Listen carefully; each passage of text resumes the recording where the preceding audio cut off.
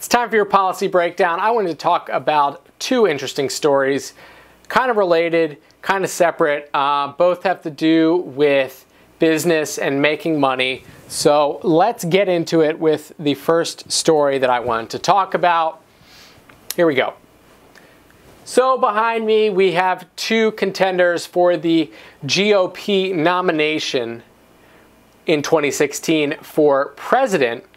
These two candidates are Donald Trump, you may be familiar with him, and Carly Fiorina. Carly Fiorina was, of course, a former executive at HP. Now, what I want to talk about in this segment is their records as business people, right? So the question we're going to address is, who was the worst CEO? So neither of them have very good records when it comes to being a CEO. We know that right off of the bat. Conventional wisdom tells us Trump went bankrupt a bunch of times. Carly Fiorina apparently had a pretty disastrous run at HP, tried to acquire Compaq, ran their stock price into the ground, and it was a bad time, right? So let's start with those assumptions. These are the things that we're going to first talk about. So as these are the two front runners, something that's going to come up is, they don't have political experience, but can you run on your record as a business person, right? So by all measures, most people seem to think, no, neither of them are great business people. Okay, so check it out.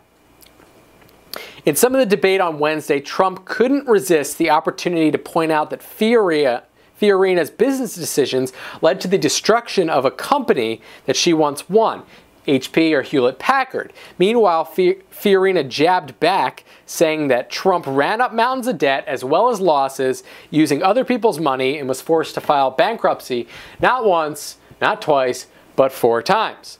Okay, so we're going to talk about that bankruptcy in a little bit. Okay, so first, talking about Donald Trump. Now, we're going to go on the assumption that they both suck at business. My theory is that Trump is better. There's more dimensions to Trump than Fiorina. Now, don't get me wrong. We're going to hear some numbers at the end saying that Fiorina made out very well personally out of all of this, but as a business person, maybe not so much. Okay, so let's start with Trump.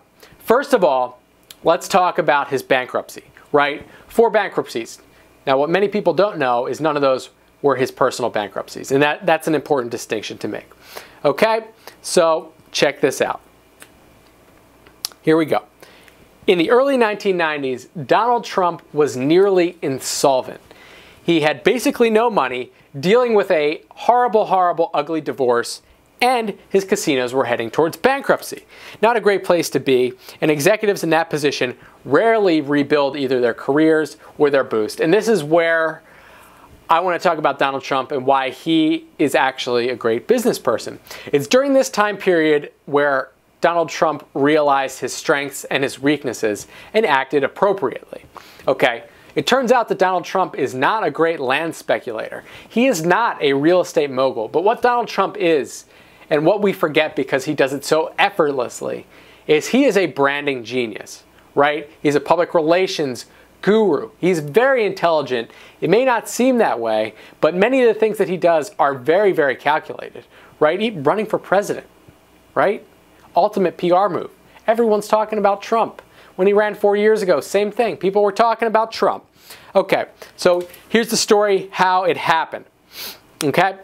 He began to rebuild the Trump brand piece by piece using his skills as a showman and a brand manager. Okay? So this is what the image he was trying to create, right? It's a man who speaks straight and exuded wealth even though he lost all of it. Now, this brand got his name on plenty of high-end buildings in New York, and what you may not realize is Trump actually doesn't own most of those buildings, right? So he has no risk on these buildings, but he gets to slap his name on it for a very huge fee. This brand also gave him the reality TV show The Apprentice, which was very popular until he said some crazy stuff and got kicked off it. But the final question, right? Let's look at the numbers. In the early 1990s, Trump was bordering on bankruptcy, personally insolvent. Now, he always says that he's worth around $10 billion. when we crunch the numbers, it's probably more like $4 billion. But that is an absolutely absurd amount of money. $4 billion from someone who 25 years ago was basically one step away from the poorhouse it's an incredible comeback, and you got to give Trump his due. So while many people say, oh, Trump, the bankruptcies, the divorce, making poor decisions, he's a billionaire, period. Period, he's a billionaire. Meanwhile, the Fiorina story is a bit more complicated, okay? So she was fired from her last job as CEO after massive layoffs and controversial acquisition with Compact. It was her idea. She spearheaded this acquisition, and her tenure by business professionals has been seen like it's been one of the most disastrous of all time, right? So it's pretty bad stuff. Now, we should note that the one silver lining for Carly is she pocketed over $100 million in compensation during her short and disastrous reign, including a $65 million signing bonus and a $21 million severance package. Okay, that is a big deal. Now, this guy studies CEOs and their careers and who's good and who's bad. He described it as one of the worst tenures for a CEO ever, ranked in the top 20 in the history of business. The company is a disaster and continues to be a disaster. And mind you, no one has been chomping at the bit to hire Carly after that. Usually a CEO can move from one place to another once you're in the big boys club, or big girls club in this case, but no one wanted to touch her with a 10-foot pole after that. So this is a pretty interesting thing. My point with all of this and what it comes down to is we've got two candidates here, right? They're not politicians.